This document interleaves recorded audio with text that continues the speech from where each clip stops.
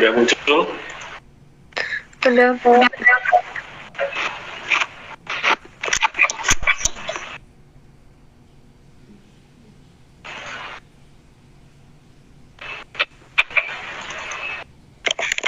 Kita akan masuk di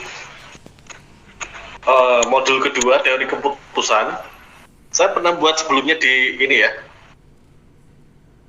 di rubrik diskusi. Aku nggak tahu apakah sudah muncul di tempat teman-teman, di si layar teman-teman, rubrik diskusi tentang teori keputusan.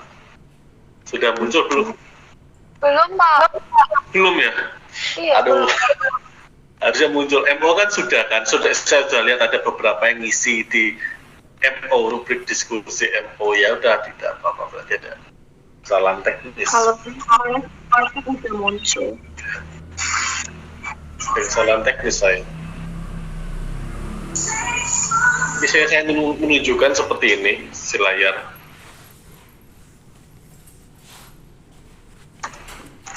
Kalau MO udah muncul kan? Di MO-nya.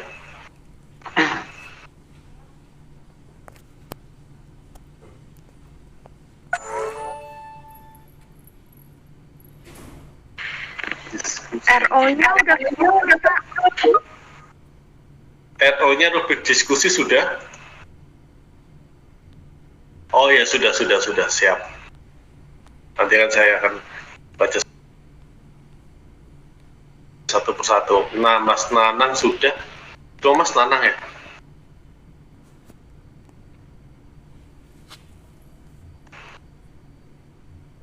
Cuma Mas Nanang yang masuk, apa ada ya ini? Apa dimasuk rubrik diskusi 2 ya? Ya mungkin sudah masuk satu lah. Oke.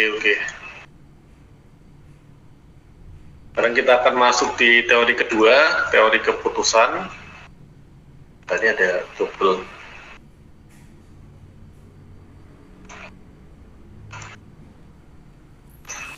Ini, terlihat ya?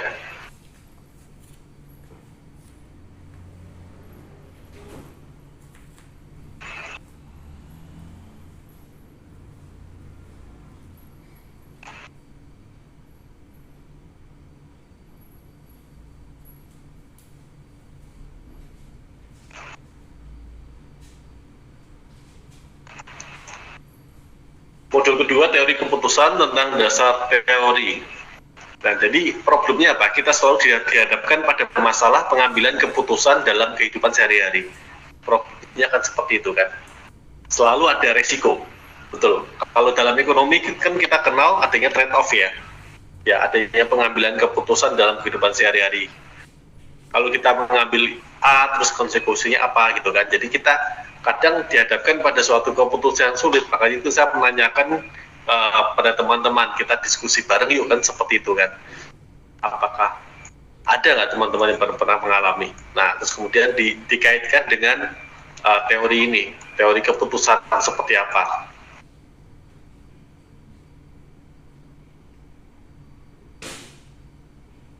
Mas Trisna baru bisa masuk Pak, maaf Mas bekerja. Oke, siap. Penting masih menyimak ya, karena mungkin minggu ini banyak yang masih kerja seperti itu. Sudah muncul Pak M. Samar. Oke, siap. Kita lanjut lagi.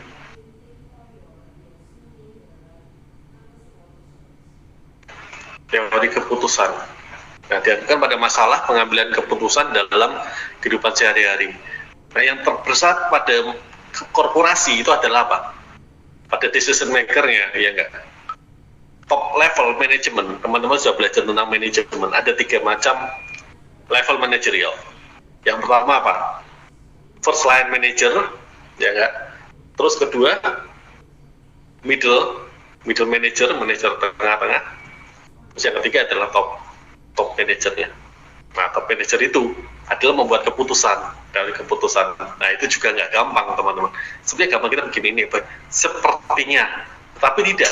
Satu keputusan yang salah itu nanti fatal akibatnya bagi perusahaan. Dia mengambil kayak perencanaan lokasi perusahaan di MO itu ya, yang jam pertama salah mengambil keputusan. Begini kita bikin atau kita tutup, kita buka lokasi. Oke, kita bikin lokasi baru ke daerah B, sepertinya menarik.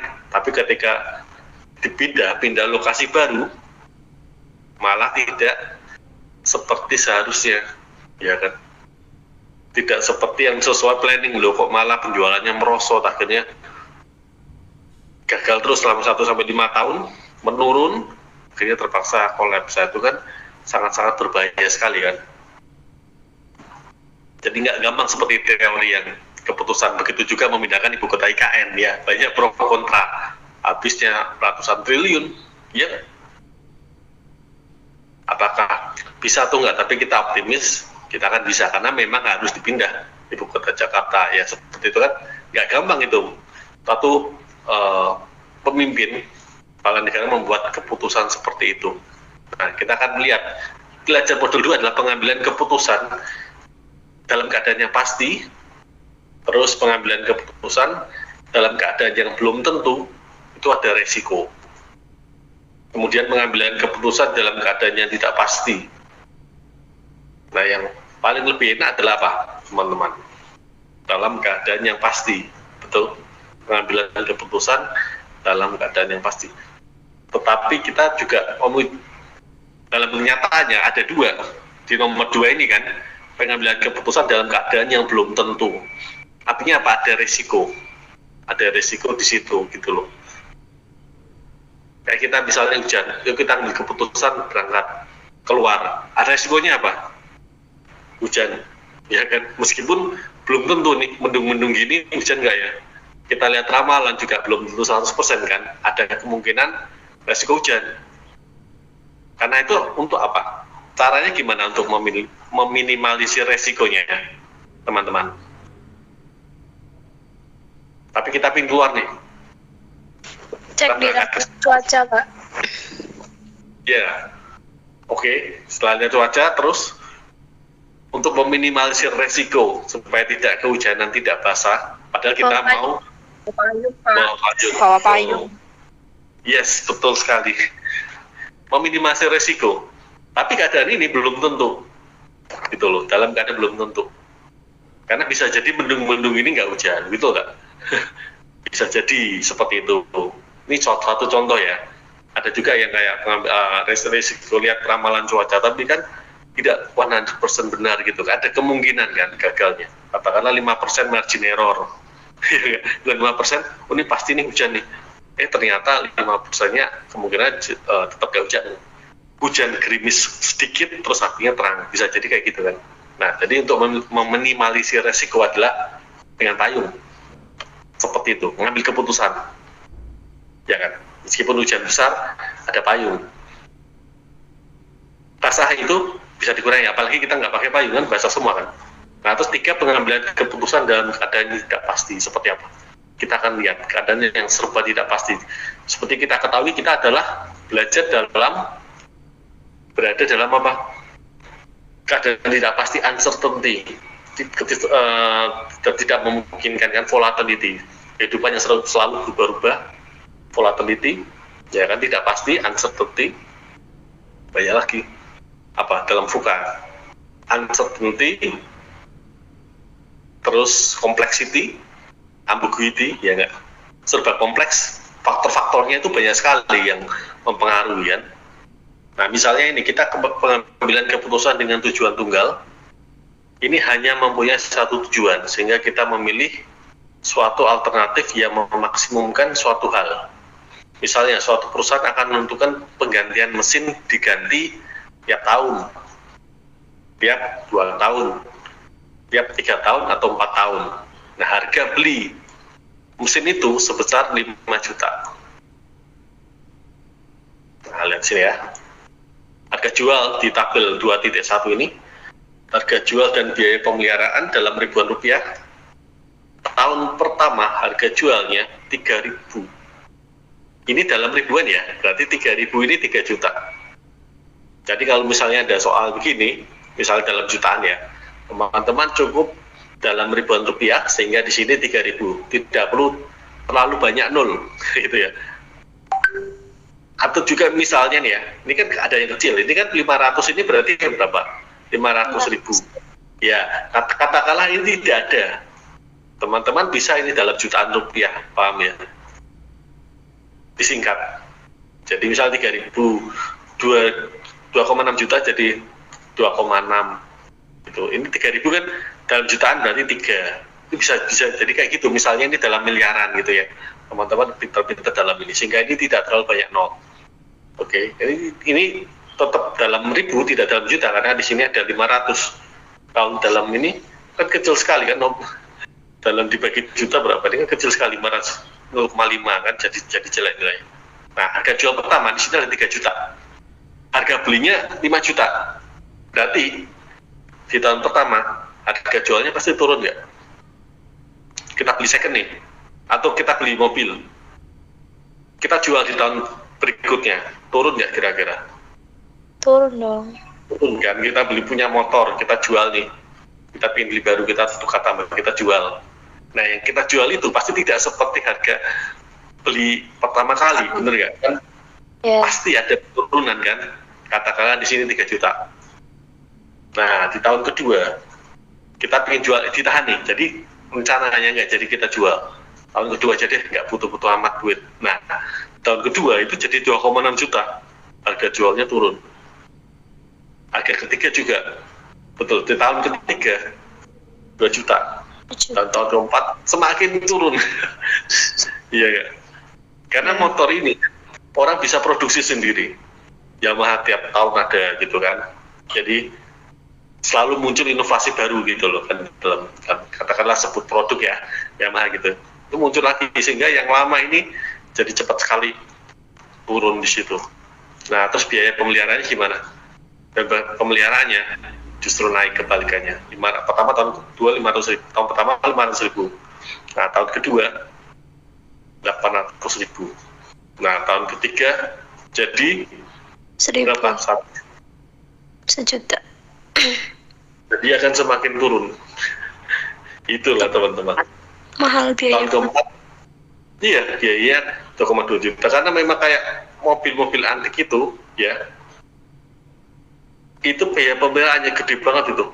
Tapi kalau dijual ke kolektor, kan berarti kan nggak semuanya, nggak semua dari kita suka mobil antik kan, yang tahun 70 gitu kan. Tapi bagi kolektor itu bisa dibeli mahal. Kayak mobilnya kayak Andres tinggi segala macam gitu kan. Dijual itu bisa jual mahal itu, tapi tidak ke setiap orang gitu ya, paham ya. Jadi ini bisa jadi harga jualnya turun. Tapi ada perkecualian, kalau misalnya mobilnya unik, ya terbatas limited edition, misalnya tahun 70 kan udah nggak produksi lagi tuh. Nah, bisa jadi harganya sangat mahal, tapi ke kolektor. Jadi tidak ke setiap orang. Dianggaplah ke umum ya, jadi dia mengalami penurunan. Pemeliharaannya naik juga. Nah, mending beli yang baru. Gimana dengan mencari alternatif jangka waktu penggantian yang meminimumkan biaya rata-rata, meminimasi. Nah, terlihat pada tahun pertama terjadi penurunan harga mesin sebesar 2 juta, betul kan? Penurunan harga mesin tahun pertama dan 2 juta, berarti 3 juta ya harga jual di tahun pertama. Biaya pemeliharaan dihitung kumulatifnya. Tahun pertama sebesar 500.000. Misalnya nih, 100.000,00 di sini, 500.000 dan tahun kedua 800 menjadi dapat 1,3. Jadi kita lihat di sini pengambilan keputusan dengan tujuan tunggal. Suatu perusahaan akan menentukan penggantian mesin diganti tiap tahun, tiap 2 tahun, tiap 3 tahun atau 4 tahun. Harga beli mesin dalam 5 juta. Nah, setelah kita bikin tabel kayak gini, ini kan sesuai dengan tabel yang pertama ya, 2.1 tadi ya. Tahun pertama 3 juta, tahun kedua semakin turun, bulan-bulan naik. Nah, kita hitung biaya rata-ratanya. Tahun pertama 3, tahun kedua 2,6, tahun ketiga 2 juta, tahun keempat penurunan harga mesin. Kita hitung di sini. 2.000, 2.400, 3.000, 3.400. Nah, biaya pemeliharaan ini naik 500. Nah, tahun kedua jadi berapa? 1,3. Nah, 1,3 ini teman-teman tahu dari mana?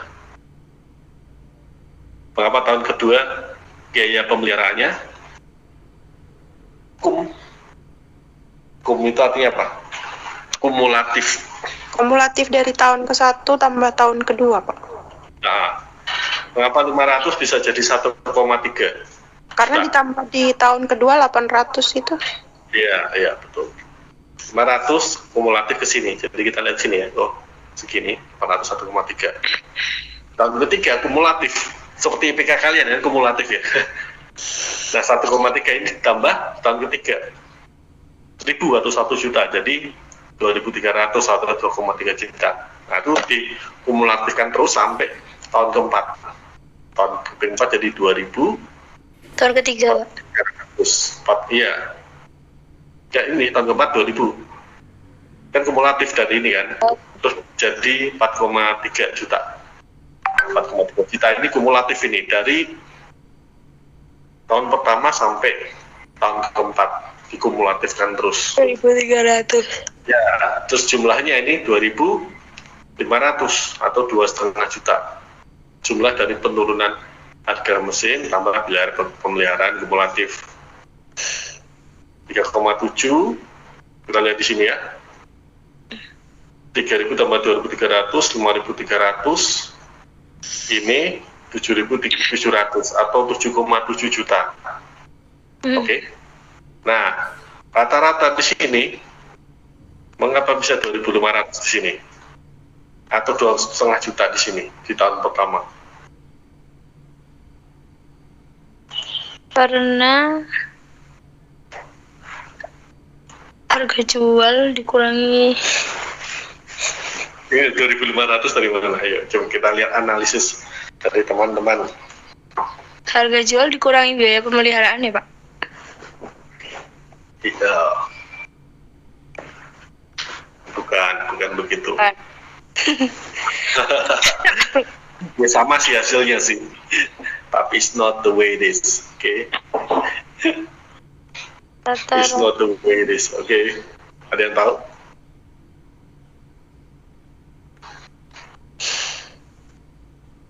Ada yang tahu teman-teman?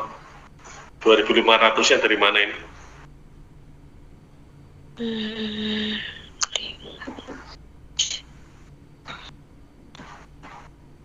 Dari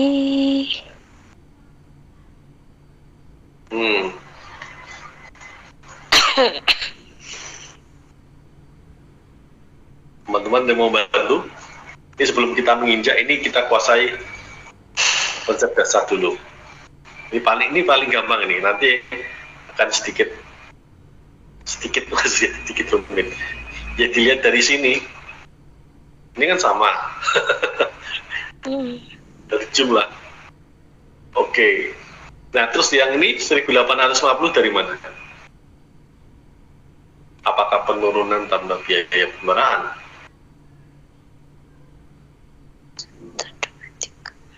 Karena kalau ini tambah ini ya, kalau sekarang mengapa kok salah? Tadi misalnya ini tambah ini 2.500. Ya, tapi ini tambah ini beda. Hasilnya ini, kalau ini tambah ini kan hasilnya di jumlah. Nah, tahun kedua kenapa bisa 1.850 atau 1,85 juta?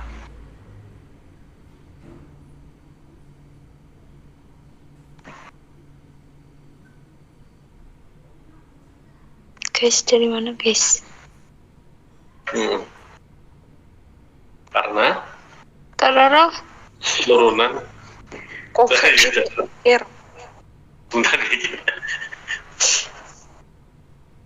gampang, ini tidak susah pokoknya. Masukkan di mindset bahwa ini gampang. Matematika RO adalah mudah, udah pokoknya itu aja. Sugesti, nanti jadi gampang, teman, percaya. Kalau teman menganggap ini susah, nanti jadi susah loh. Kekuatan pikiran. The power of mind. The power of mindset. Mindset. Yes. Power. Dari mana Kak Ro? Apa dari penurunan harga mesinnya ditambah biaya pemeliharaan? Sabar. Orang sabar subur.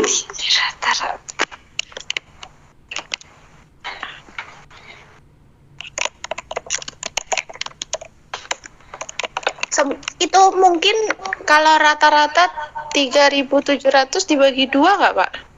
Jadinya 1.850. Siapa yang bilang itu? Roro. Roro Jonggrang apa? Roro siapa?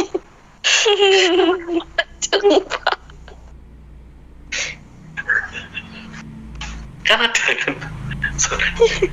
Nggak apa-apa, itu positif, berarti itu adalah punya kekuatan. Kan ada nggak tahu Roro Jonggrang? Berarti itu punya kekuatan, terkenal gitu kan. Benar nggak sih, Pak? 37.000 37. Menurut yang lain gimana? Menurut teman-teman yang lain? Soalnya muncul ada 50 itu bisanya dibagi 2.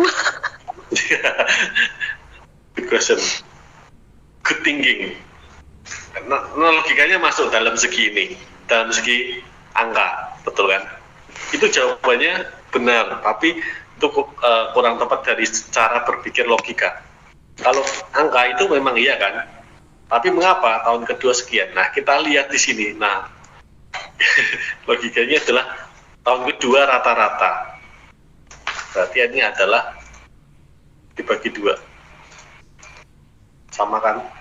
Di tahun ketiga berarti menurut harga mesin apabila dan kumulatif 5.300 dibagi 3.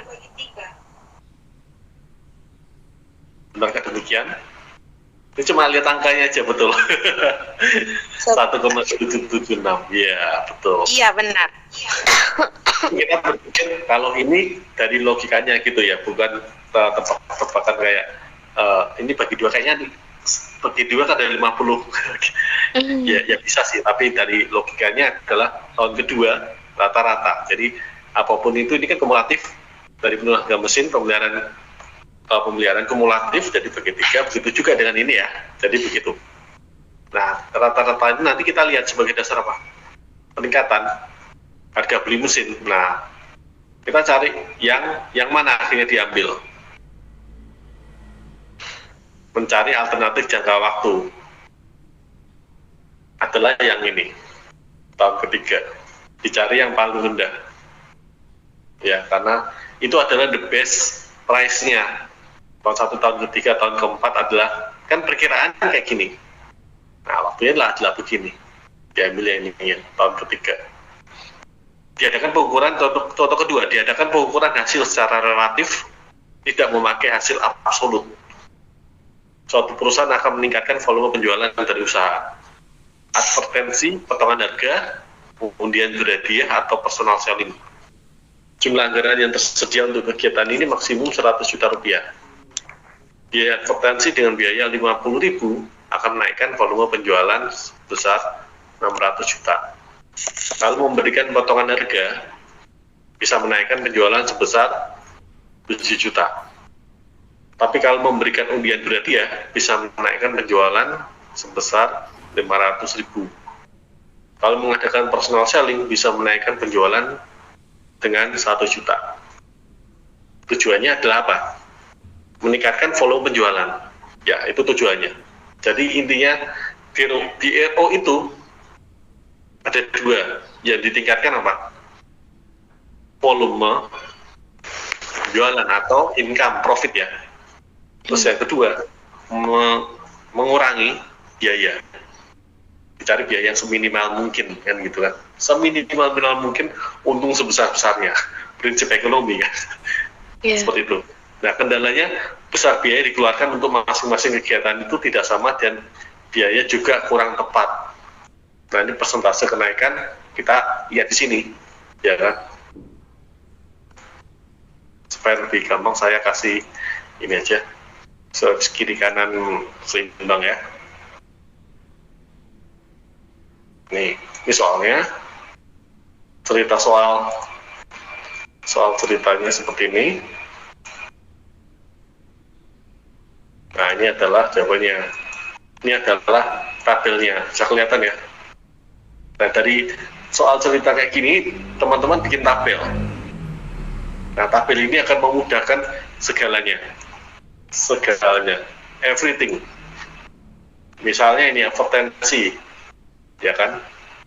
Kenapa bisa dapat 50? Nah, sekali lagi ini dalam ribuan, sebetulnya adalah 50.000 kan. Jadi teman-teman tulis di sini, terus tulis dalam ribuan supaya memudahkan kan.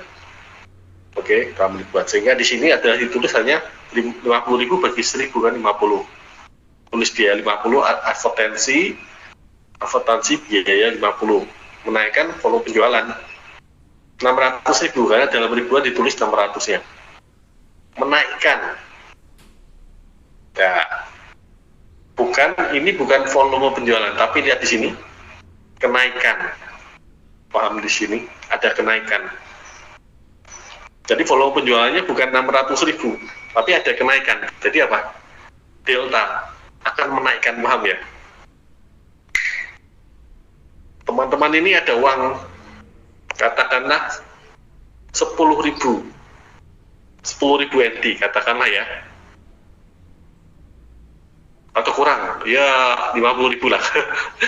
Oke, katakanlah income teman-teman 50.000. Nah, teman-teman ada side job nih, ya nggak? Misalnya buka private les atau ngelesi ngajar, ya, seperti saya, atau punya jualan income tambahan. Jadi itu akan menaikkan pendapatan teman-teman yang semula 50.000 NT menjadi di sini berapa? 600.000, katakanlah ya 60.000. 10.000 ya pertama dari 50.000 jadi 56.000. Semula 50.000, tapi teman-teman ada side job nih sehingga jadi 56.000. Kenaikannya berapa? Kenaikan pendapatan teman-teman berapa? 6.000. 6.000. Nah, seperti itu. Jadi jangan terkecoh nih volume penjualan 600.000, enggak, ini adalah kenaikannya.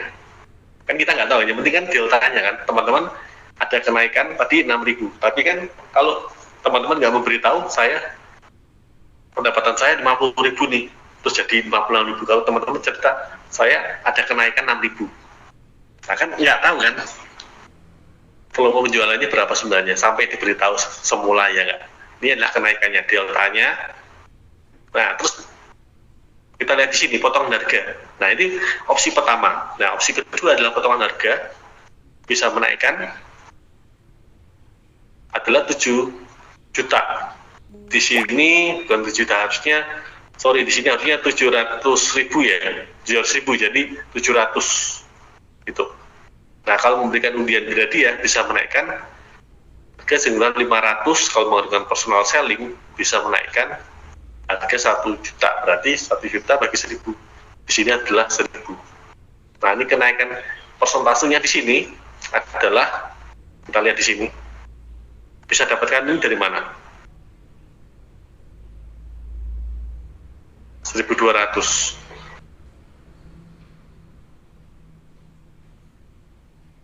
Ini kenaikan persentase kenaikan penjualan. Sorry.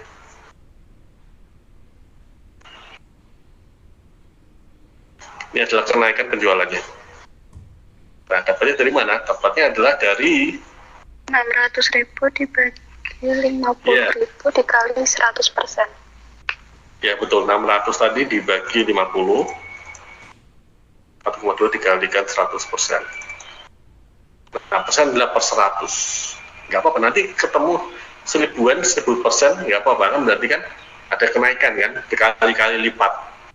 Ya nggak, dari ini penjualan. Nah, potongan harga juga sama. Berarti 700 tadi dibagi 40 dikalikan 100. 1.750%. Begitu juga dengan sekian.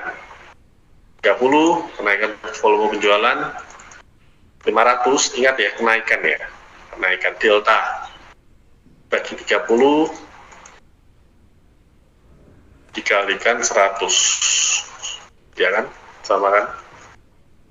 Di kalkulator saya adalah 1.000 itu adalah dilambangkan dengan koma. Oke, di sini. Kalau di Indonesia itu pakai titik. Di kalkulator atau laptop teman-teman atau di handphone itu koma apa titik? Misalnya 1.666 itu 1,66 atau 1 titik. 1 Kalau sudah 1 koma kan, nah itu berarti 1 koma dan 1 koma. Jadi ini mengadopsi sistem Inggris kan, US. Ini berarti ya Eropa gitu ya. 1000 ini koma, baru titiknya koma. Jadi kalau sini ini berarti menganut Indonesia, ya kan? Indonesia kan titik, 1,75 titik itu 1 juta. Nah ini di sini adalah koma. Oke. Jadi hitungannya jangan sampai keliru, kadang-kadang menghitung dengan kalkulator ini koma, terus ini jadi teman-teman koma, padahal harusnya kan titik Indonesia. Nah ini sama 530, jadi ada persentase kenaikan penjualan untuk advertensi dihitung dengan kenaikan penjualan, ya, terus dibandingkan dengan biaya yang dikeluarkan, lalu dikali dengan 100%. Manakah yang kita ambil di sini?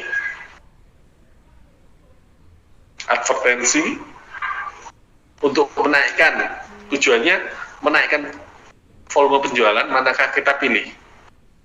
Advertensi, potongan harga, undian berhadiah, atau personal selling? Ayo, sebagai manajer Potongan harga. marketing. Ya, kenapa? Karena kenapa tidak undian berhadiah? Karena orang-orang lebih suka potongan harga, Pak. Yes. karena besar, dilihat paling besar. Paham di sini ya. Yang dilihat dengan siapa yang menghasilkan persentase terbanyak itulah dipilih. Jadi ada beberapa alternatif, 3 atau 4 di sini. Itu yang dipilih. Oke. Terus kita lanjutkan dengan pengambilan keputusan ganda. Oke. Keputusan ganda itu gimana? Jika kita gunakan bobot macam tujuan yang kita capai. Jadi menggunakan bobot yang memberikan penekanan yang lebih penting. Ya, di sini penekanan yang lebih penting. Sigma. Ini sigma C, tambah 1. Batas bawah itu selalu biasanya dimulai dengan 1 sampai A. Oke. Nah, itu batas atas, teman-teman. Sampai tak peringga. Mau 1000, 10.000, jadi makanya dibatasi A kan. Sampai A. Sigma A I C, ya kan? Itu dari sini C kalikan B C ini batas bawah. Nah, kalau diuraikan akan menjadi kayak gini. Misalnya 1 ya, berarti A11 tambah B1 tambah A12 tambah B2 bla bla bla gitu ya. Jadi ini sigmanya. Jadi ini sampai tak terhingga sampai M. 1 2 ini adalah bisa 1, bisa 2, 3 sampai M. Jadi kita lambangkan di sini M. Tambah AM2 B2 tambah tidak terhingga A-nya M, A, B kali A. Nah, pengambilan keputusan dengan tujuan ganda. Oke, nanti saya perbesar. Tadi ya di sini. Suatu perusahaan akan memasang iklan untuk menaikkan volume penjualan, menaikkan laba usaha, dan menaikkan harga saham di pasar modal. Iklan itu akan dimuat di salah satu surat kabar A, B, C, dan D. Bobot masing-masing adalah 1. Kenaikan harga saham, 2. Kenaikan penjualan, serta 4. Untuk kenaikan laba. Surat kabar A, yaitu iklan 500, kenaikan penjualan 5.000, kenaikan laba 2.000, dan kenaikan harga saham 500. Terus B, surat kabar B, biaya iklan 400, ini biasanya dalam ribuan ya, jadi bukan 400 perak. 400.000 ini 4,5 juta, kenaikan laba 1,8 juta, kenaikan harga saham 400.000. Jadi adalah 900.000, 9.900 berarti 9,9 juta. Ya, tambah 5,4 kenaikan laba 5,4 juta, harga saham sekian sampai D. Nah, kita ngitungnya adalah bobot masing-masing.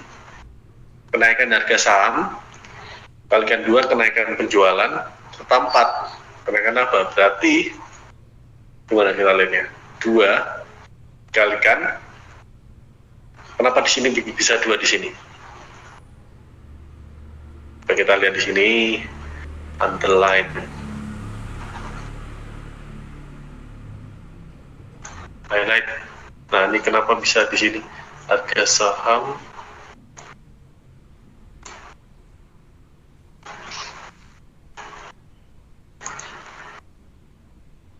Dua itu dari kenaikan penjualan ya Pak? Betul, kenaikan penjualan di sini. Dua adalah kenaikan penjualan. Nah, kenaikan penjualan di sini adalah 2 kali 500.000, ya kan? Dikalikan, dibagi biaya iklan.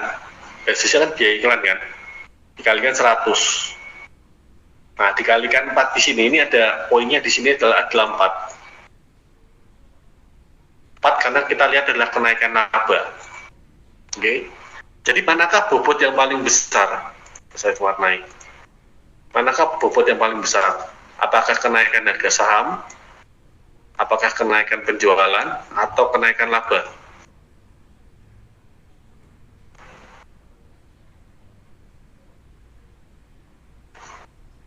Manakah bobot yang paling besar? Adalah kenaikan Laba. laba, betul, karena ini adalah poinnya 4. Nah, kenaikan laba berarti di sini 4, oke? Kalau kenaikan penjualan kenapa di sini 2? Karena bobotnya di sini 2. Ingat tadi pembobotan ya, mau dikasih 2, 5, biasanya tuh 1 sampai 5 biaya bobot masing-masing. Dimulai dari 1 yang kurang penting, ya kan? Terus sampai penting 4, terus 5 paling penting. Nah, berarti yang di sini 1 hanya harga saham dianggap tidak begitu penting, makanya dikasih bobot 1.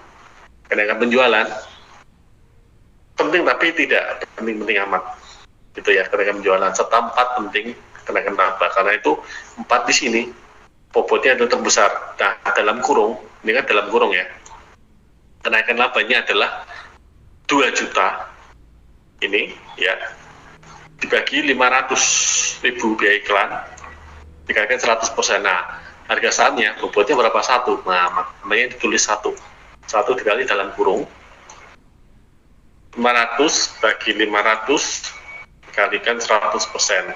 Nah, ini dijumlah ini 3.700 ketemunya, ya enggak? Nah, begitu juga dengan 2 kalikan 4.500 bagi 400 kalikan 100%, tambah 4 kali 1.800 bagi biaya iklan kali 100% tambah kenaikan harga saham 1. Jadi bobotnya adalah 1, betul. 700 bagi 900 biaya iklan kali 100%. Ketemu 4.677,78. Begitu juga dengan D. Ketemu 3.610. Manakah yang akan diambil? Sebagai teman-teman, sebagai manajer penjualan, apakah opsi A, surat kabar A, B atau C atau D? Surat kabar.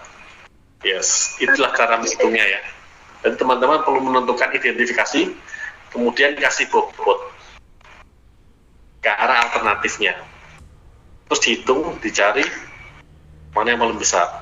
Kenapa kok dicarikan volume paling besar? Karena kan menaikkan volume penjualan, bukan mengurangi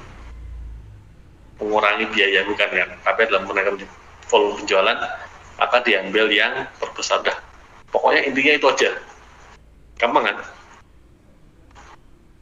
Nah, terus ada keadaan belum tentu. Keadaan yang belum tentu berarti keadaan di mana informasi yang diperoleh untuk mempertimbangkan sebagai dasar decision making yang bersifat belum tentu terjadi. Pengambilan keputusan berdasarkan nilai harapan. Nah, dalam pendekatan ini kita memilih alternatif dengan nilai harapan tertinggi. Oke, NH1, di sini NH1, oke, NH2, NH2. Bagaimana bisa begitu?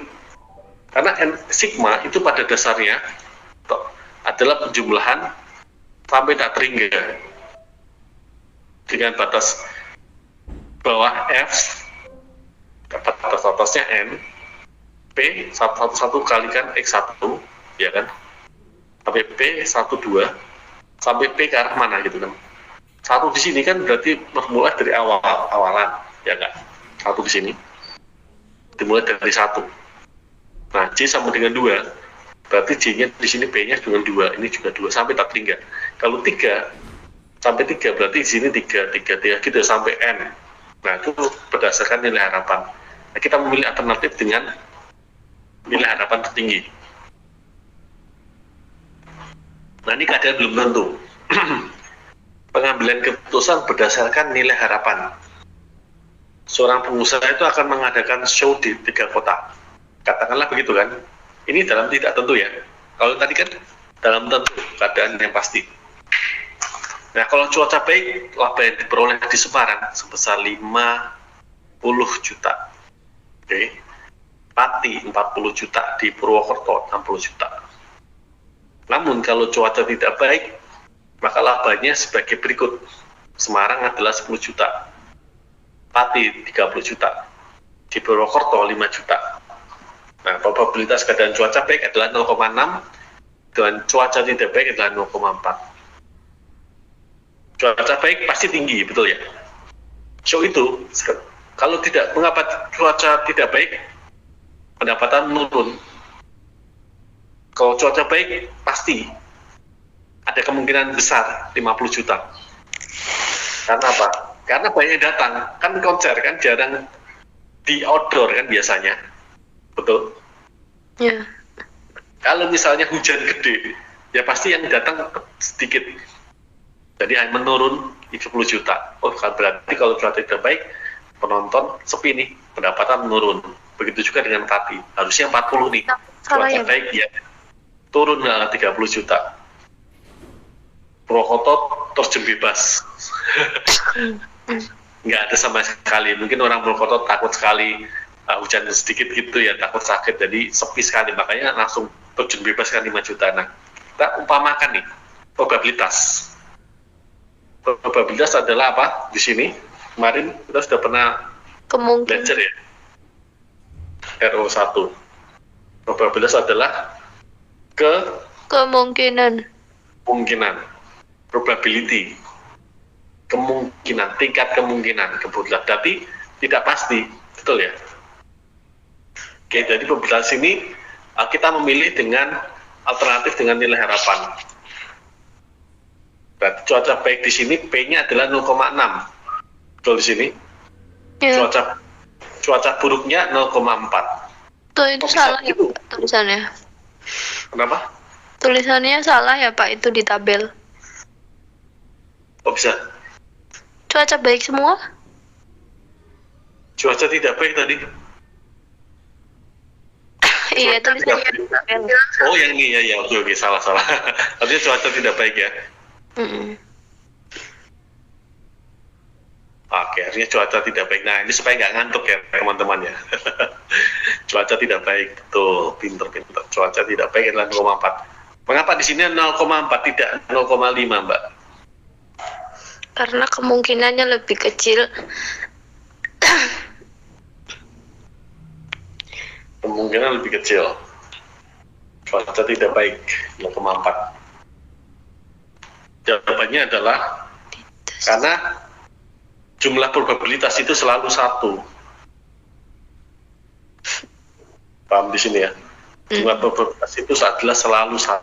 Jadi tidak ada 1,5. Jadi katakanlah ini probabilitas cuaca tidak baik 0,6.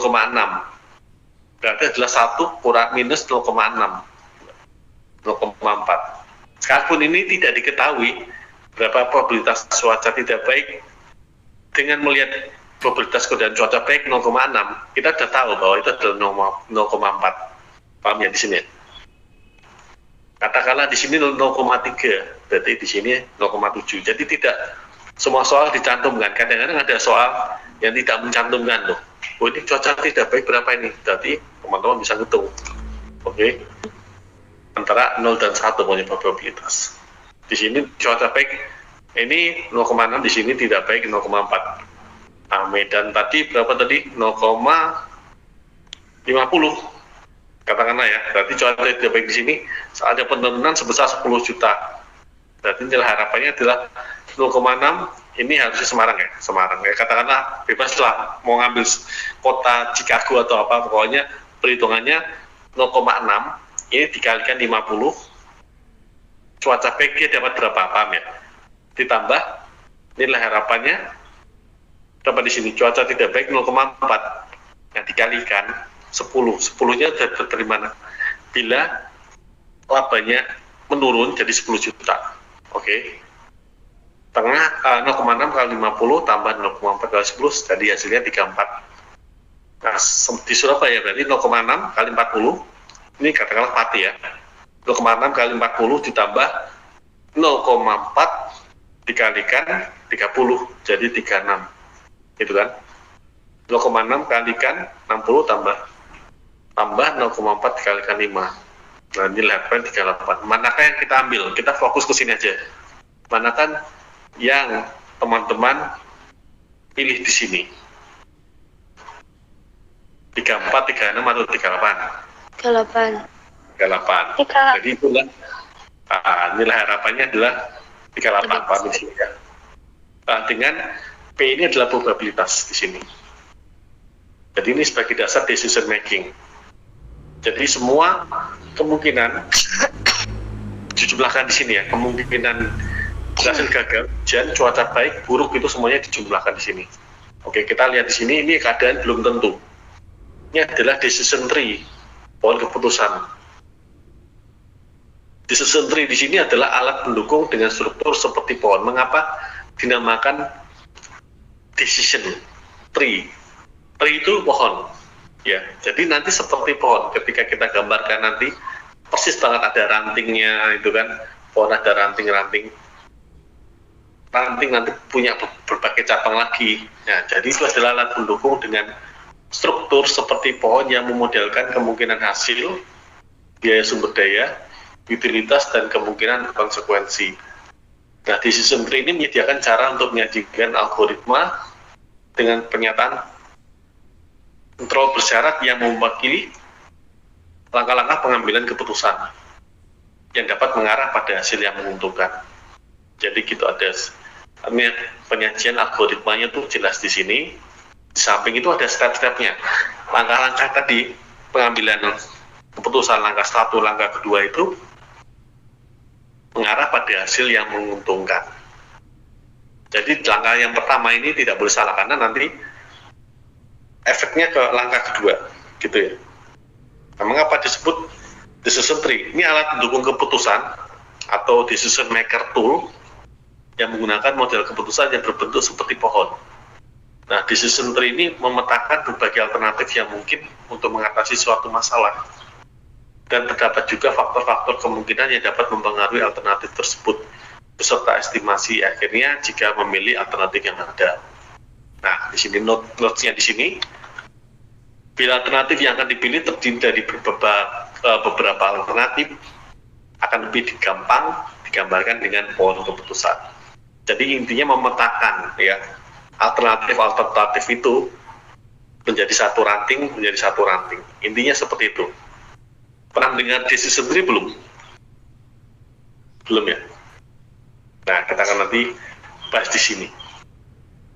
Ini soal 1. Diasumsikan nanti teman-teman mempunyai sebelah dana yang siap diinvestasikan pada dua alternatif opsi trading A dan B. Jadi peluang trading A akan memberikan profit sebesar 20% dengan nilai keuntungan sebesar 50 juta.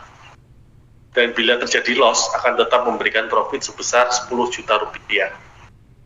Nah, peluang proyek B ini akan memberikan keuntungan adalah dengan 40% dengan nilai keuntungan sebesar 40 juta dengan potensial loss yang tetap memberikan profit sebesar 20 juta rupiah. Kemudian buatlah pohon keputusan untuk membantu Anda dalam mengambil keputusan. Opsi trading manakah yang layak dijalankan? Dengan melihat ini teman-teman bisa lihat nggak tanpa menghitung kira-kira yang layak yang mana ya? Atau dengan mengira-ngira bisa memperkirakan nggak?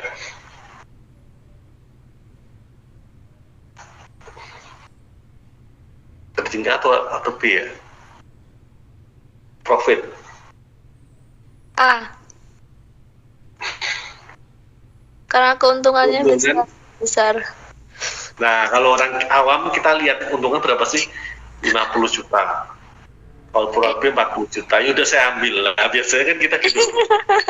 Enggak. Profiting Pak. Profitnya 20 juta tapi ya. Oke, kita lihat itu bisa jadi benar atau salah. Tapi kita lihat apakah seperti itu. Soalnya kita kan lihatnya tidak hanya lihat hasilnya, keuntungan sekian. Tapi ada variabel-variabel lain seperti loss opportunity, berapa probability-nya, ya kan, profitnya, berapa persen loss-nya, probability loss-nya berapa, itu kan kita tidak sampingkan, ya kan, kita tidak perhatikan.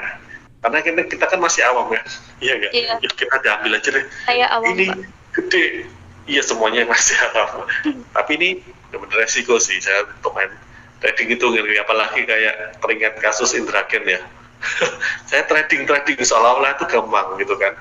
Ya tapi kan kalau untung kan mesti gembor-gembor ya Mbak ya. Saya untung, kalau gagal ya dia nggak mungkin cerita-cerita gagal lah, itu kan seperti itu kan. Opsi trading manakah yang layak dijalankan? Kita lihat bersama-sama. Oke, kita lihat di sini. Opsi A, Sama. kita nggak menggambarkan hasilnya tadi 0,2. Berarti kemungkinan gagalnya berarti berapa? 0,8. Betul? Nah, dia 50 juta. Karena apa? Nilai keuntungan sebesar 50 juta. Berarti kita tulis 50 juta. Oke. Nah, gagalnya di sini adalah 0,8. Karena di sini tidak ditulis, kita adalah menghitung sendiri. 1 minus 0,2, 0,8. Profitnya berapa bila gagal? 10 juta. 10. Nah, itu opsi A. Terus ada proyek B ini, keuntungan 85% dengan nilai keuntungan, berarti probability profitnya berarti di sini berapa? 45%, 0,45. Dengan nilai keuntungan sebesar 40 juta. Nah, gagal di sini adalah berarti berapa potensial loss gagalnya? Probability-nya berapa? Ini kalau keuntungan kan 45%. Gagalnya adalah 55%, 0,45. Karena 1 minus 0,45. Oke, 0,55. Profitnya adalah 20 juta. Nah, itu. Nah, caranya adalah memetakan seperti ini. Ada yang bingung? Pembikin seperti ini akan lebih mudah daripada kita ngelihat soalnya seperti ini. Oke, dibikin decision tree ya, si A, bulat, terus nanti bercabang. Nah, bercabang itu berhasil, gagal gitu ya. Tulis probabilitasnya seperti ini, tulis ini kemungkinan seperti ini. Sudah paham ya? Nah, selanjutnya kita hitung untuk memudahkan teman-teman. Itu kunci utamanya. Nah, terus kita lihat pelan-pelan nih. Inilah harapan opsi A, berarti adalah berapa? 0,2 dikalikan 50 juta. Ditambah kemungkinan gagalnya berapa? 0,8 dikalikan 10 juta. 18 juta. 1/5, 10 juta, ditambah 8 juta ya, 18 juta ya enggak? Nah, kita lihat di opsi B. 0,45 berhasilnya berapa? 0,45 ya, 45% dikalikan berapa? 40 juta, betul kan tadi? 40 juta ditambah potensial loss-nya adalah 0,55 dikalikan profitnya jadi 20 juta.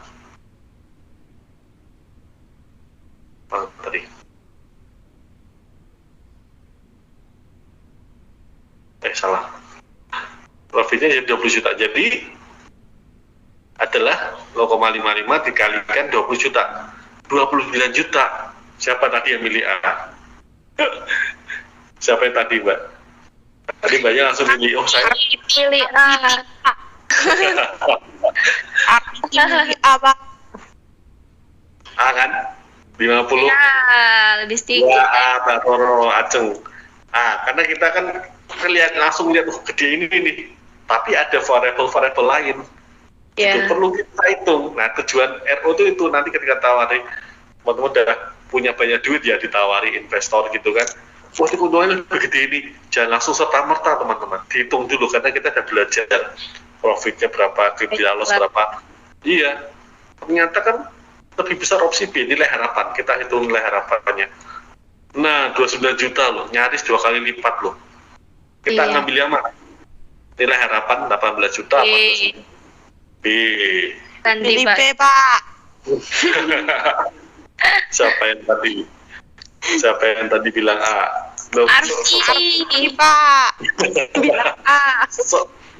seolah-olah gede. Seolah-olah gede kan. Ini kecil, tapi ada nanti setelah hitung-hitung. Nah, penyebabnya itu adalah di sini sih sudah kelihatan. Ketika profitnya 10, di sini 20. Nah, terus yang ini gagalnya di sini lebih gede. Di sini gagal lebih kecil. Nah, jadi harapannya adalah 0,55 dikali 12. Sebaiknya mengambil opsi B. Oke, contoh soal 2 ya. Gimana? Masih semangat? Apa kita hentikan di sini? Semangat sekali. Semangat. Jam ketiga ya. Ini nggak apa-apa. Ini kayak dongeng lah. Kalau sebab mengantar tidur jam pertama, kedua, sudah mulai makan siang, biasanya konsentrasi menurun nih. Ya kalau nggak lapar, lemes ya, ngantuk gitu ya. Setelah makan ngantuk biasanya. Nggak apa-apa, ayo semangat. Semangat pagi. Ada 3 program bantuan yang akan dilaksanakan pemerintah. Yaitu pertama adalah pinjaman modal, penyuluhan atau bantuan alat produksi. Kemudian pinjaman memerlukan biaya 100 juta, penyuluhan memerlukan biaya 30 juta, dan bantuan alat produksi memerlukan biaya 50 juta. Oke, terus kalau program perkreditan berhasil, ini akan meningkatkan pendapatan pengusaha sebanyak 200 juta. Kalau gagal hanya akan meningkatkan pendapatan sebesar 5 juta. Kalau program penyuluhan berhasil, akan meningkatkan penghasilan pengusaha sebanyak 100 juta. Kalau gagal hanya akan meningkatkan pendapatan sebesar 7 juta. Nah, ini kalau usaha pemberian bantuan alat produksi berhasil, ini akan meningkatkan pendapatan sebanyak 50 juta. Kalau gagal hanya akan meningkatkan pendapatan sebesar 10 juta. Probabilitas keberhasilan untuk program pemberian kredit 0,7, program penyuluhan sama dengan 0,6, dan program untuk pemberian bantuan alat-alat produksi adalah 0,7. Ingat di sini adalah probabilitas keberhasilan ya. Program pemberian kredit 0,7, program penyuluhan 0,6, dan program untuk pemberian bantuan alat produksi adalah 0,7. Usaha manakah yang layak dijalankan oleh pemerintah? Kalau dengan feeling kita lihat biaya 100 juta, ya kan? Ini meningkatkan pendapatan 200 juta. Nah, kita lihatnya di sini nih. Penyuluhan meningkatkan penghasilan 100 juta. Terus bantuan alat produksi meningkatkan 50 juta. Kalau orang awam melihat, oh ini pasti akan banyak nih meningkatkan pengusaha 200 juta daripada 100 juta dan 50 juta, betul? Seperti tadi kan opsi trading menjanjikan profit tinggi. Kita yaudah, ini deh, ya kita awam ya, katakanlah saya juga awam, yaudah saya 200 juta paling gede daripada ini, betul? Kita memilih program yang berhasil. Tapi apakah seperti itu? Nah, kita lihat, itulah the beauty of the research operation. The beauty of matematika. Makanya ini ada yang bilang matematika adalah ilmu yang menyenangkan. Bukan, ada kata-kata bukan. Ya, Bukan. Iya, bukan. Itu kan bukan, hanya kan. Nah, answernya adalah begini, kita lihat. NH1 penjualan 0,7 dikalikan 200 juta. Ditambah 0,3 dikalikan 55 juta. Loh, mengapa bisa begitu? Maka perkreditan, pemberian kredit 0,7. Berarti adalah kemungkinan berhasilnya di sini ya. Ketika berhasil, dia akan menaikkan penjualan 200 juta. Oke. Berarti di sini adalah kalikan 200 juta. Gagalnya berapa di sini? Kalau misalnya probabilitas keberhasilan 0,7, gagalnya berapa? 0,3. 0,3 kalikan 200 apa 5 juta?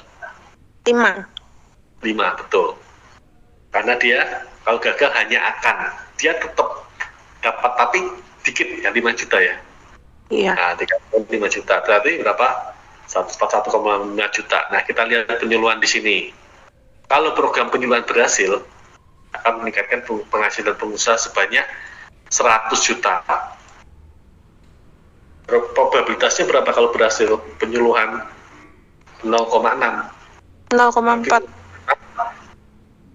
0,6 dikalikan 100 juta atau 7 juta? 100. Ya, kalau berhasil penghasilan pengusaha naik 100 juta. Betul. Gagalnya berapa? Kita lihat ditambahkan 0,4 kali 7 juta. Kalikan 7 berapa? 62,8. Oh. Nah, pemberian bantuan alat produksi akan menaikkan pendapatan pengusaha sebanyak 50 juta. 你干嘛呀？起来！你干嘛呀？我说起来，起来！叫我 Mic-nya tolong ya. udah Saya tak nggak mute. tahu itu bahasa itu siapa itu. Mic-nya bocor. Kamu Oke. ngapain bangun? Oh, itu ya. Artinya ya. Pasiennya bangun paling, Pak. Oh, oke. Dan program pembelian Di mute aja kak. siap. Iya gitu. Lanjut kita. Cile. Hah.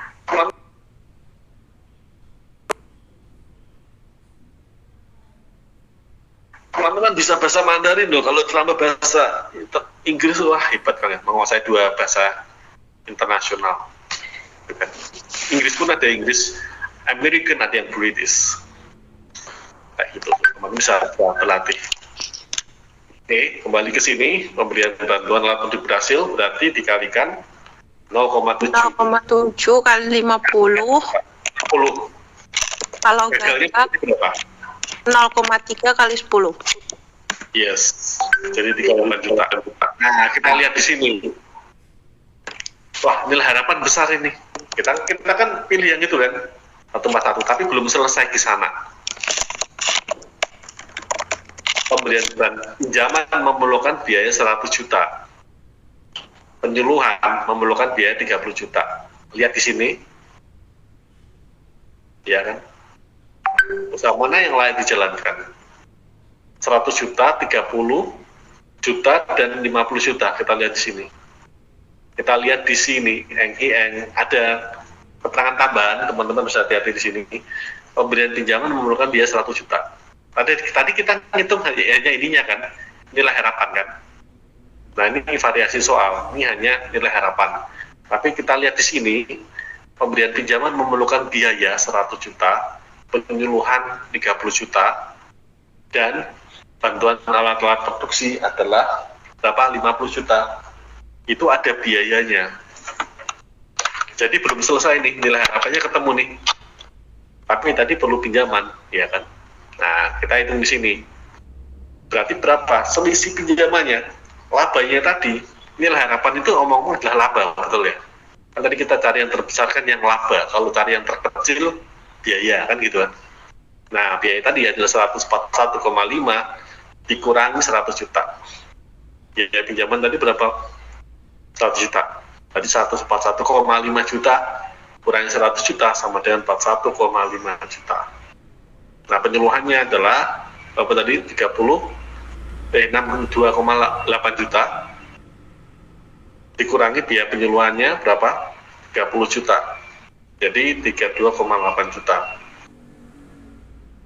Terus bantuan alat produksi AP ya, itu memerlukan biaya 50 juta. Dari sini adalah nilai harapan 38 juta dikurangi 50, malah defisit di sini ya.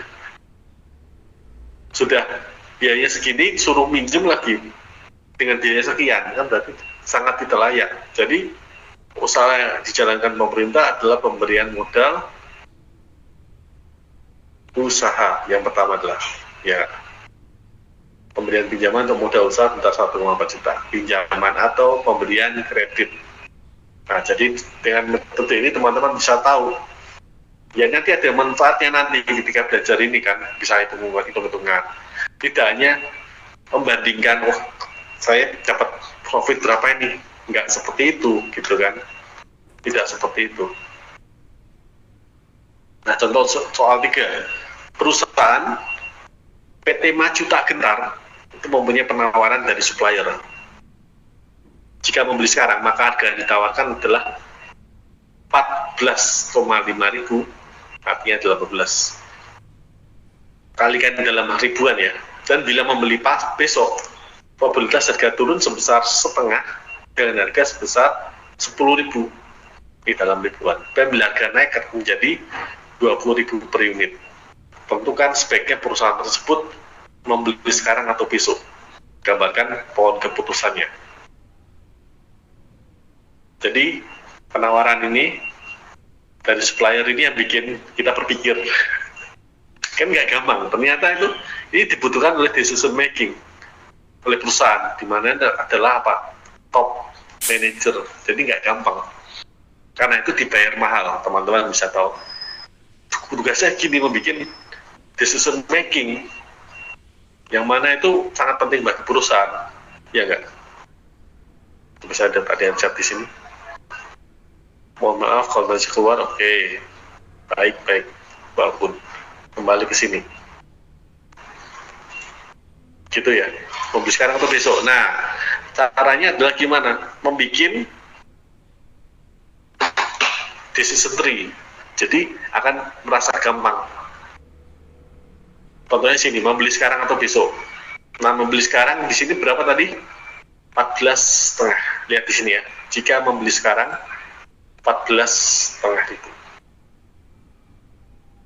Jadi di sini tidak ada bercabang, tidak ada namanya harga turun atau naik, tidak ada namanya probabilitas gagal atau loss gitu ya. Jadi membeli sekarang ya membeli sekarang. Jadi tidak bercabang. Nah, yang bercabang di sini adalah membeli besok. Kenapa? Ada probabilitas harga turun atau membeli sekarang, berarti bercabang 2. Oke, di situ ya.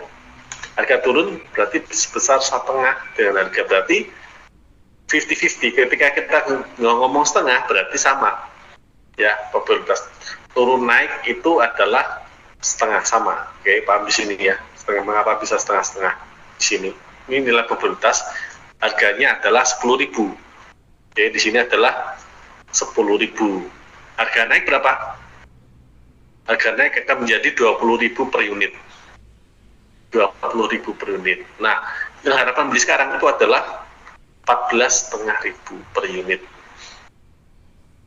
Nah, jika mau beli besok berarti setengah kali 10, berarti 5.000 ditambah harga naik, probabilitasnya di sini adalah setengah kali 20.000. 15.000 per unit. Manakah yang dipilih? Membeli sekarang apa membeli besok? Yuk.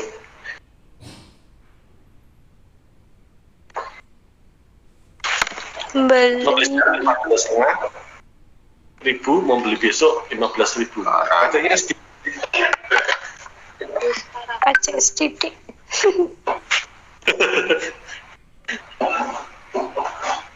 Tapi ingat per unit loh. Oh iya, beli sekarang Pak.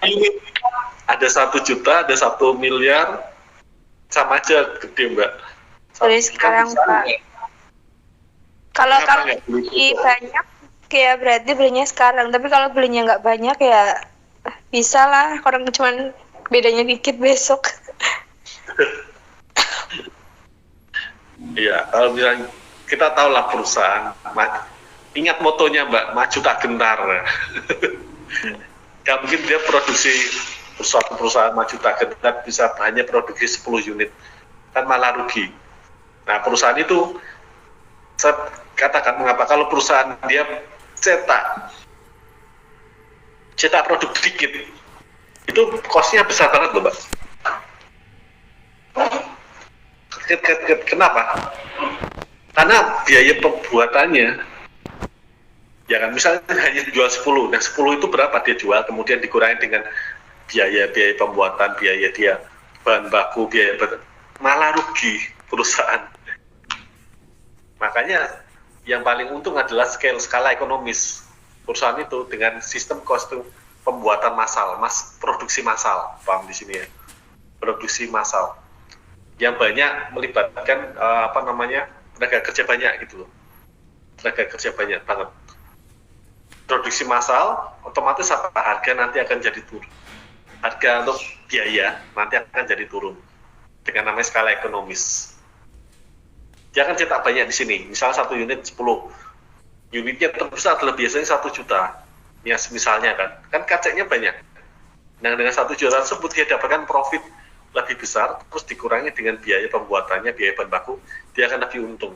Makanya perusahaan itu bisa mengurangi harga karena skala ekonomis, skala ekonomi tadi. Paham di sini ya. Biasanya barang-barangnya ini jumlah banyak. Yang dikit itu biasanya dia sangat produknya sangat spesial, jadi hanya diproduksi hanya sedikit, limited edition.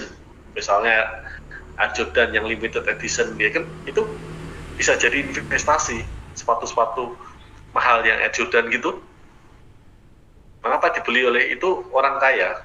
Itu sebenarnya tidak boros. Dia tahu ini limited edition, harus saya beli. Karena di tahun depan itu orang yang mencari lebih banyak, paham di sini ya teman-teman. Jadi orang kaya itu membeli sesuatu yang harganya nanti bisa naik. Even itu jam Rolex yang bisa limited edition, kedepannya justru akan naik, gitu ya. Karena limited edition harganya sangat terbatas, produknya sangat terbatas. Nah, contoh soal 4. Perusahaan PT Happy Asmara membuat dua pilihan untuk berinovasi membuat produk baru, yaitu membuat produk A dan B. Bila berhasil membuat produk A akan menghasilkan profit sebesar 200 juta dengan probabilitas setengah. Tapi bila gagal tetap memberikan profit, tapi hanya 80 juta. Nah, bila berhasil membuat produk A akan menghasilkan profit sebesar 80 juta dengan probabilitas 0,8. Tapi bila gagal, potensi kerugian yang timbul sebesar 2 juta. Nah, tentukan nih, sebaiknya perusahaan tersebut milih inovasi produk A atau B, atau sama sekali enggak. Misalnya teman-teman selaku manajer Happy Asmara, hanya ngawang, istilahnya apa ya? Udahlah, dengan lihat aja, nggak usah hitung-hitungan. Kira-kira bisa nggak? Ya kalau bisa ya untung-untungan kan gitu kan. Nah, caranya adalah menggambarkan pohon keputusan. Jadi intinya ada 2 pilihan, inovasi apa tidak, gitu kan. Nah, kita gambarkan di sini. Di sini tidak buat produk baru kan sama dengan 0, betul kan? Nah, A di sini adalah kemungkinan berhasil, probabilitas dan kemungkinan gagal. Di sini adalah 50-50, setengah-setengah. Berarti setengah, kemungkinan berhasil setengah, kemungkinan gagal setengah. Kemungkinan berhasil adalah 200 juta, lihat. Ini akan menghasilkan profit sebesar 200 juta. Nah, kemungkinan gagal di sini adalah 80 juta. Nah, bila B ini, ya, B ini adalah bila berhasil, probabilitasnya adalah 0,8. Bila berhasil membuat produk A, tapi bila gagal tadi 0,2. Nah, 0,2 di sini adalah 80 juta, dan bila gagal, potensi kerugian timbul adalah sebesar 2 juta. Ingat di sini potensi kerugian yang timbul 2 juta. Berarti ini adalah minus, paham di sini ya. Mengapa minus di sini? Karena di sini tidak untung, tapi malah rugi. Kita udah ngomongkan untung-untung terus ya. Nah, di sini adalah ruginya adalah 2 juta. Jadi minus 2 juta. Gagal pun berarti dia minus gitu ya. Nah, kita lihat di sini. Harapan produknya adalah berapa di sini?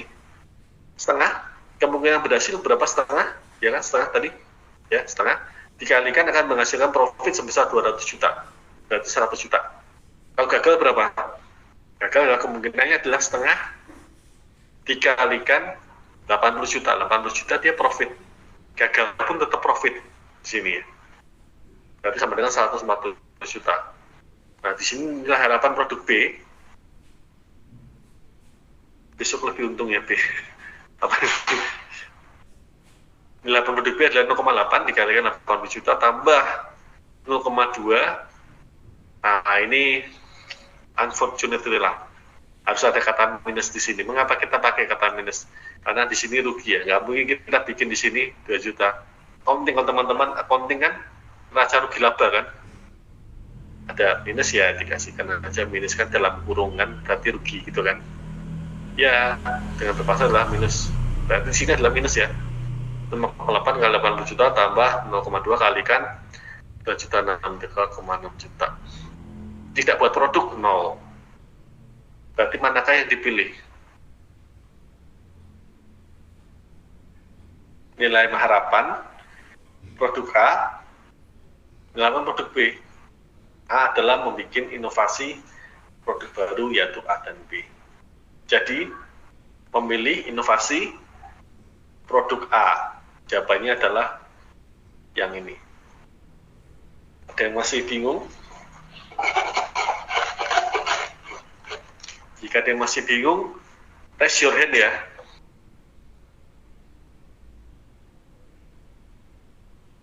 Ada yang masih bingung? Halo?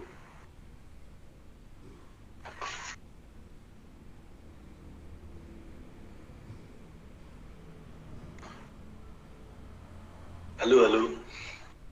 Loha, still here? Ya, Pak. Ada yang masih bingung di sini? Kayaknya sudah mantap nih. Nggak ada ini. Masih oke, Pak. Oke. Kita akan lanjut lagi. Next. Kita akan lanjut lagi. Nah, soal 5 nih. Ngopi-ngopi dulu Mbak, kalau misalnya ngantuk, ngopi supaya bisa konsen. Konon katanya, ngopi itu bisa meningkatkan konsentrasi. Oke, suatu perusahaan menghadapi kesulitan. Dia membeli mesin dengan kapasitas besar atau kecil. Bingung nih, galau kan. Perusahaan ya tentu saja yang manajernya galau ya.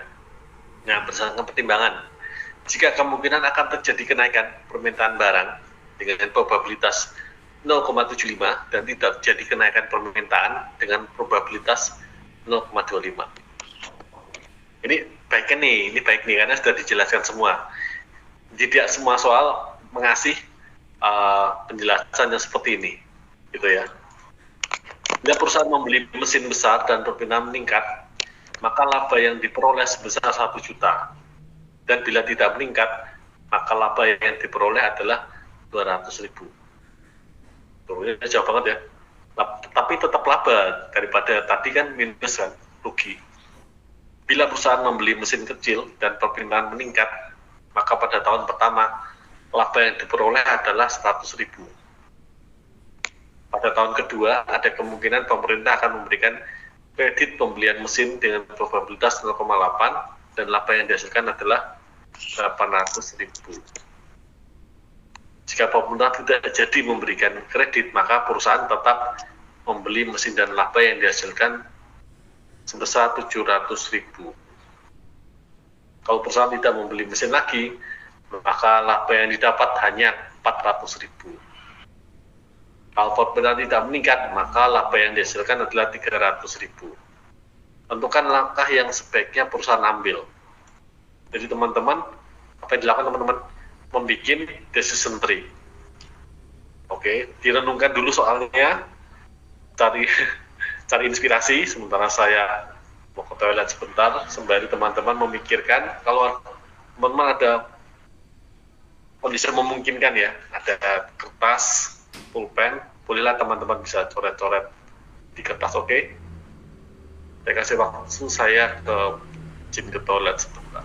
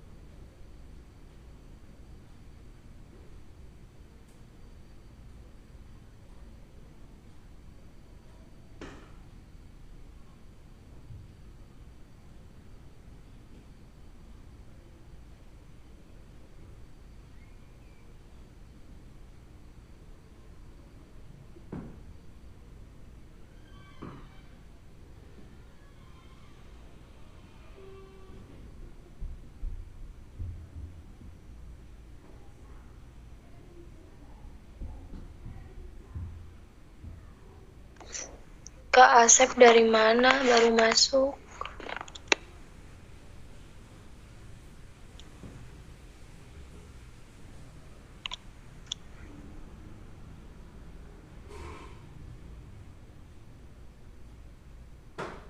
Tidur ya?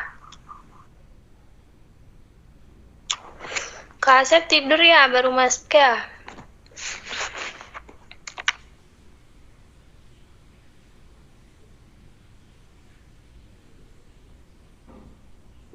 Ikut jihad tetapi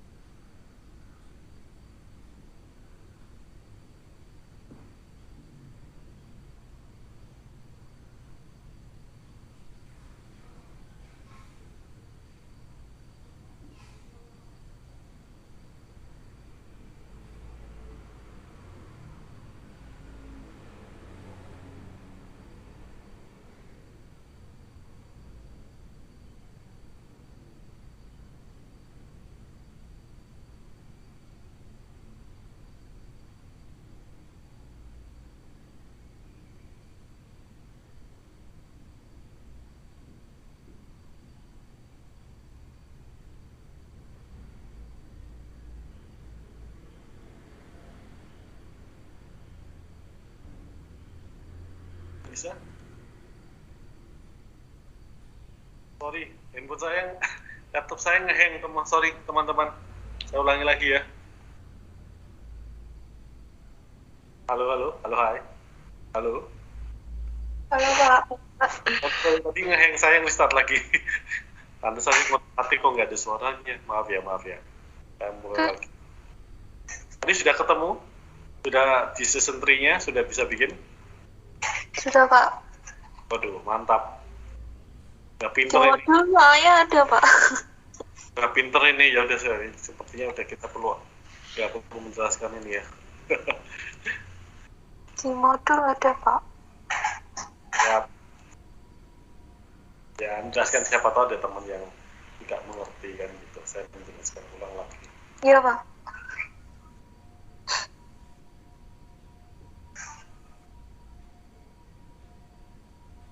Oke, tadi mana tadi? Share. Ini sudah ada ini ya.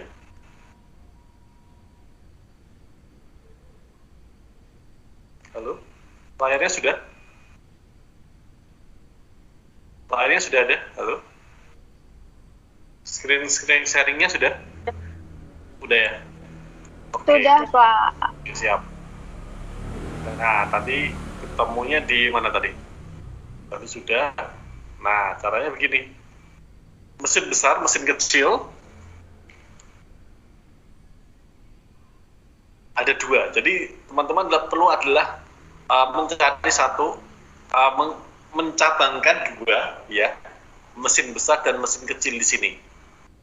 Di sini adalah pertimbangan adalah mesin naik, oke? Permintaan naik 0,75.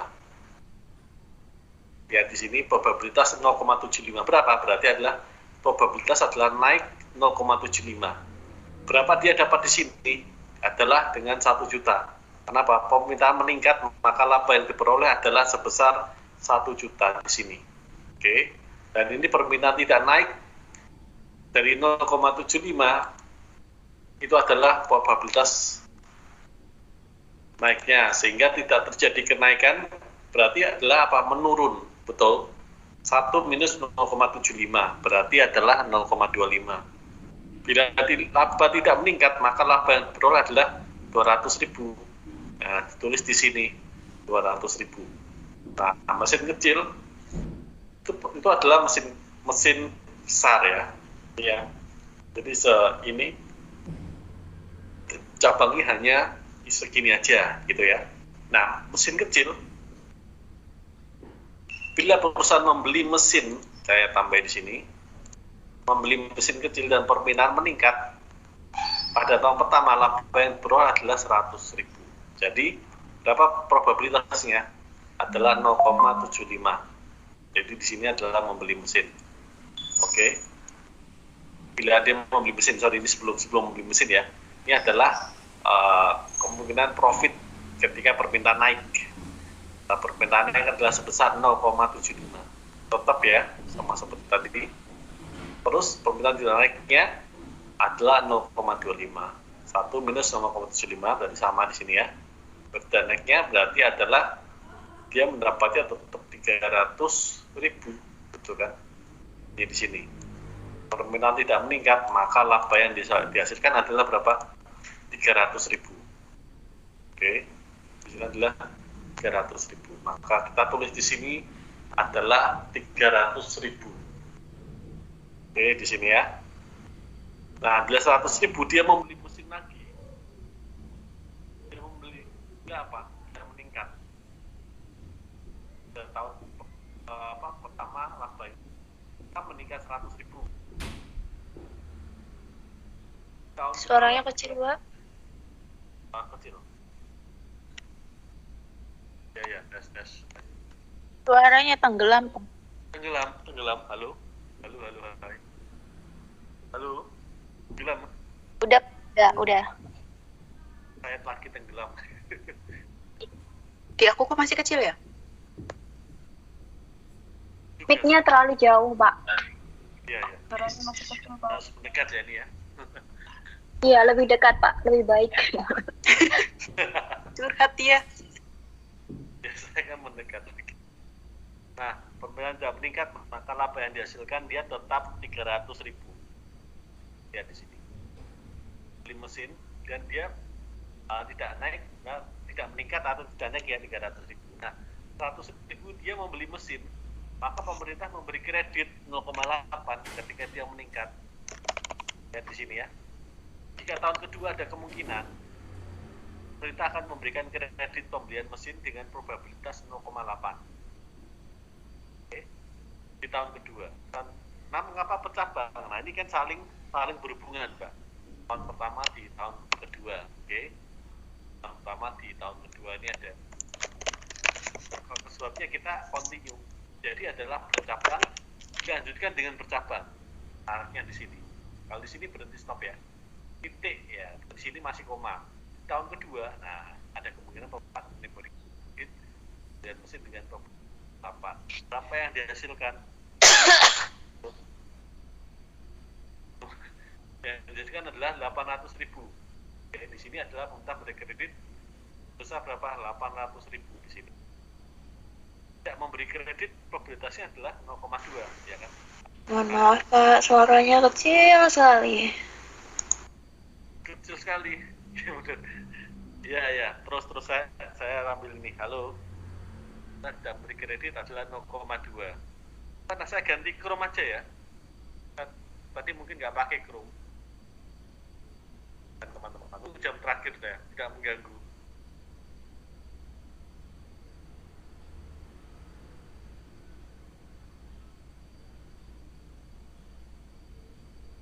Bentar ya teman-teman. Izin live 1 menit aja, oke ya.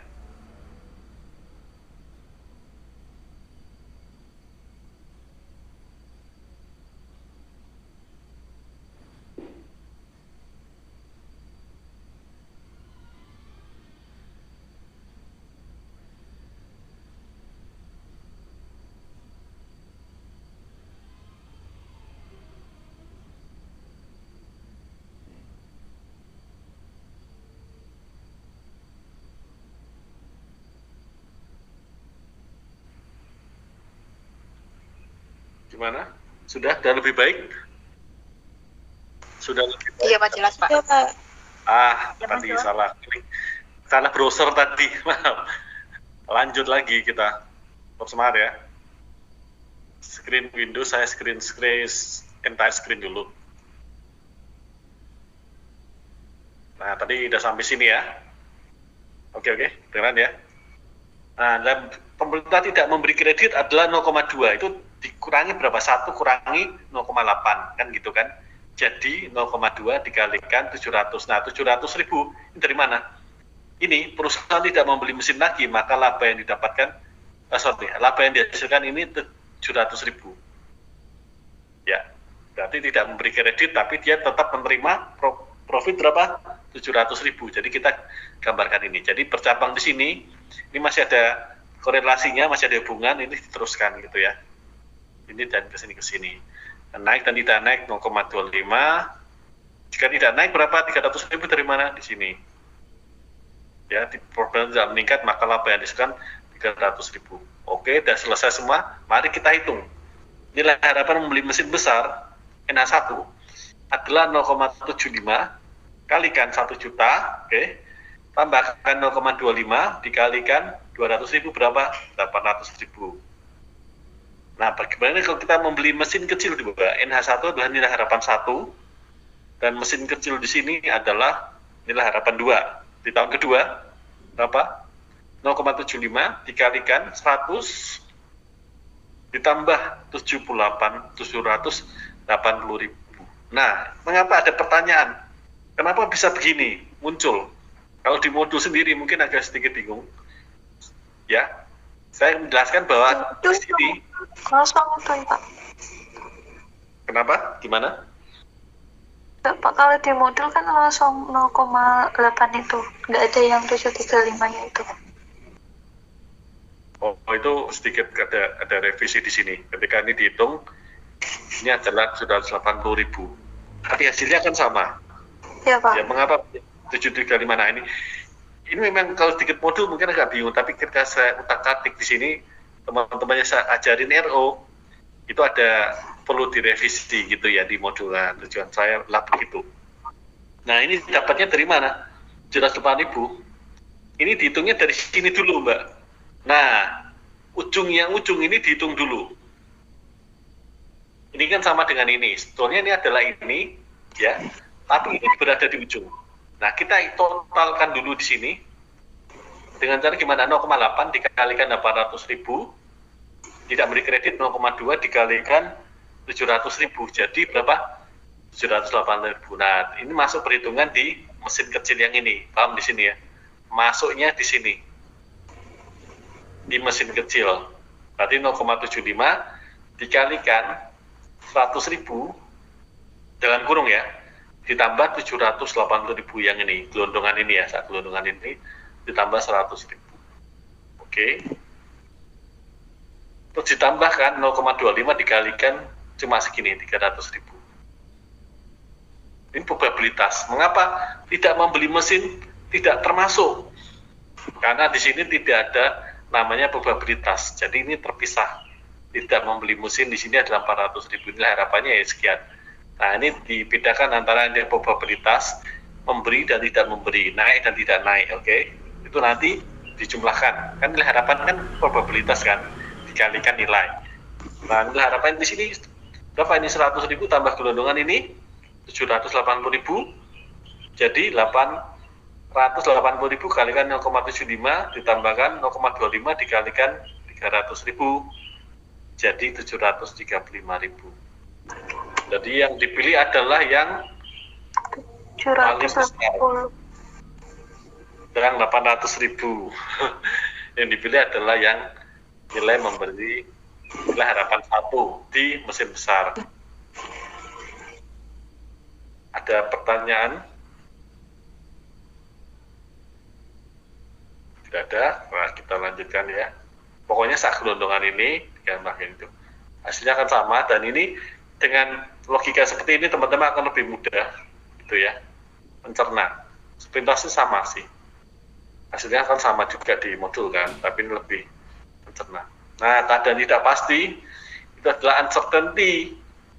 Keadaan tidak pasti ini serupa dengan pengambilan keputusan dalam keadaan yang belum tentu. Modelnya apa? Ada maximax, maximin, ada criterion of realism, ada equally likely. Maximax itu adalah bersifat positif. Artinya gimana kita ambil hasil tertinggi dari tiap alternatif yang memiliki hasil tertinggi bersifat optimis. Gitu ya. Itu adalah memiliki alternatif hasil tertinggi dari tiap alternatif yang memiliki hasil tertinggi. Tentunya di sini ada pabrik besar. Favorable market 200.000. Unfavorable market adalah 108 minus 108.000. Jadi yang diambil apa? Maksimum, ya kan? Ini positif kan, hasil tertinggi dari alternatif. Nah, pabrik kecil di sini favorable market, tahu nggak artinya teman-teman? Favorable adalah market yang diminati. Favorable 100.000, dan ini yang market yang pasar yang tidak diminati adalah minus 20.000. Nah, maksimumnya adalah 100.000. Dipilih yang maksimum, tidak membuat ya 0, ya kan? Ya 0. Dipilih yang favorable market. Nah, sebaliknya di maksimin ini memilih alternatif yang bernilai hasil paling besar di antara hasil minimum dari setiap alternatif. Decision maker-nya bersifat apa? Konservatif atau hati-hati. Maksimin. Pabrik besar adalah favorable market 200.000, unfavorable market adalah minus. Sekali lagi ini tidak diminati ya, jadi minus. Jadi yang diambil apa? Minimumnya dari setiap alternatif. Nah, pabrik kecil di sini 100.000 kan. Nah, unfavorable market di sini adalah minus 20.000. Oke. Jadi maksimumnya adalah diambil unfavorable market. Jadi kebalikan dengan maximax. Diambil adalah unfavorable marketnya.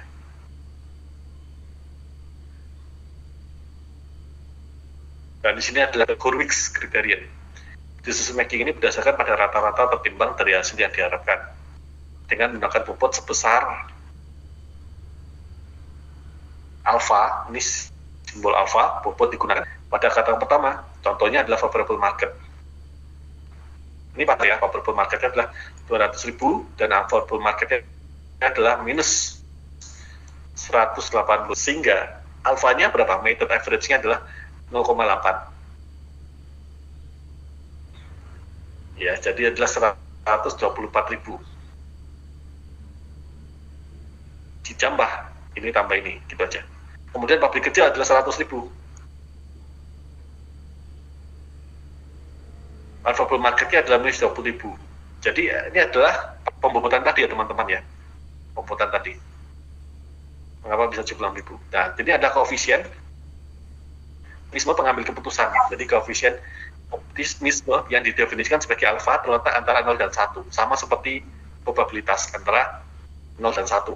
Nah, jika alfa 1, maka pengambil keputusan dikatakan sangat optimis. Dan jika alfa 0, maka pengambilan keputusan sangat pesimis. Sama seperti weighted average, tapi sama seperti probabilitas, cuma ini adalah sebagai pembobotan gitu ya, skala pembobotan. Tidak pasti. Kemudian bagaimana dengan Laplace? Equally likely. Nah, metode ini kita menghitung rata-rata hasil dari masing-masing alternatif atau kondisi. Selanjutnya kita memilih yang sesuai dengan tujuan. Favorable market di sini adalah 200.000. Unfavorable market di sini adalah minus 180.000, dan rata-rata keuntungan di sini adalah 10.000. Oke. Pabrik kecil di sini adalah 100.000. Unfavorable market adalah 20.000. Rata-rata keuntungan adalah ini. Kenapa bisa rata-rata keuntungan gini? Ya karena kan 200.000 dikurangi 180.000 dibagi 2, ya kan? Rata-rata 10.000. 100.000 20.000 minus 20.000 kan berarti 80.000 bagi 2 40.000. Jadi rata-rata. Nah, kita memilih yang sesuai dengan tujuan. Kalau ingin memilih yang profitnya besar, berarti kita memilih yang mana? Yang pabrik kecil. Meskipun kecil, tapi dia rata-rata keuntungan lebih besar. Itu adalah uncertainty. Oke. Terima kasih teman-teman. Maaf sekali ada error di laptop saya. Kemungkinan tuh kena virus mungkin. Nanti saya akan coba bersihkan. Karena saya pakai flash disk pinjam dari sekolah saya.